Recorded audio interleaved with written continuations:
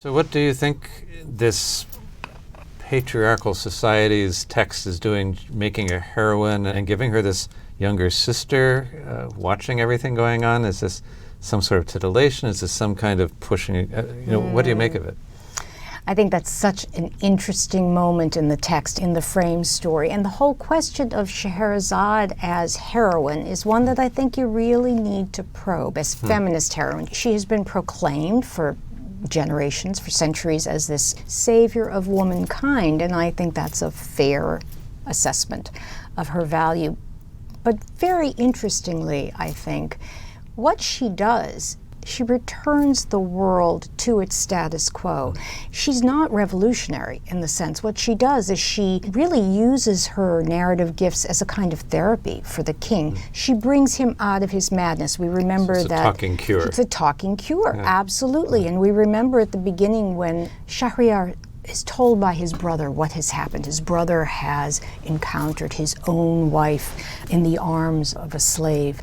And when Shah Zaman tells his brother Shahryar about that, Shahryar says, if that had happened to me, the world would have gone black before my eyes. I would have gone mad. And indeed, that's what happens. He goes mad. There's no other way to explain what he does to the women in his kingdom. He goes mad. And what Scheherazade does is she talks him out of madness. And in so doing, she brings him back to the world. But it's a world that returns to the status quo. And I think it's worth questioning whether, in fact, that's a revolutionary act. She is married at the end. It's very interesting, the endings, which are an addition thanks to the 19th century, but they make much of the fact that she has borne 3 children, and it's the 3 children that she uses as the collateral, if you will. And probably sons, aren't they? It depends. Sometimes they're twins, sometimes they're twin boys, but it depends. They may often be sons, but there may be a daughter in there as well. And then there's this doubled sister, who is not necessary for the story. What do you make of Dunyazade? Yes, so Dunyazade's so interesting.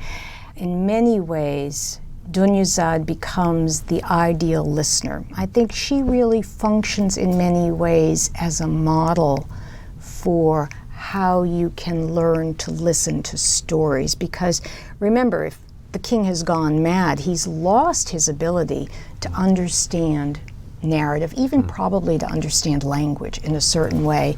He's not going to ask for stories. So you need somebody to step in and function as the appropriate audience, to function as the ideal listener, to start a more balanced and sane, if you will, relationship between teller of tales and listener of tales. And I think that is in part what Dunyazade is doing. It's totally weird that she is in the room, and Scheherazade makes sure she sets it up so that Dunyazade is in the room on the night that she marries the king.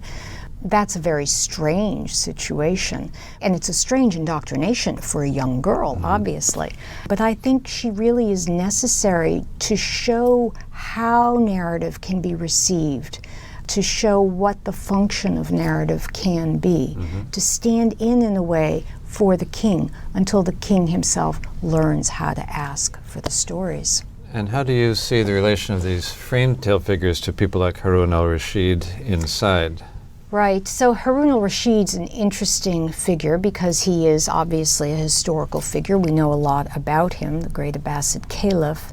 And he's both a kind of a tyrant, but also an enthusiastic listener and seeker of stories. He's a bit the combination of Dunyazade and... That's certainly true. He's also, if you recall, when he appears in the stories, he's always asking people to tell them their story. So sometimes he has at the risk kind of his own life. Curiosity that we know can be very dangerous. Ask not what concerneth you not, lest you hear what pleaseth you not. And it's a good thing he's the caliph because he doesn't have to fear being executed. But I think, yes, he is the historical embodiment in some ways of that desire for narrative, that desire to hear about things that belong to another world that you don't know. I'm trying to remember, there is one surah in the Quran where, is it even Moses who's like told, don't ask about this, and there's 3 incredible things. That. I'll have to look it up. Yeah, it's really quite so interesting. A 3-fold prohibition, and then it turns out 3 incomprehensible things happen. But it always turns out that Allah has some, of course, good reason for this, that Moses is too dumb to realize. Right. So it's interesting, almost Thousand and One Nights tale that's there in Quran. Right. I love it in the Thousand and One Nights because everybody is always being told, don't ask. It's not your business. You will forfeit your life if you indulge in that curiosity. But of course, if you don't ask those questions, you'll never hear those great stories. Right. And it's very fortunate that in telling a great story, you in turn can redeem the life that you have almost lost because you've been so eager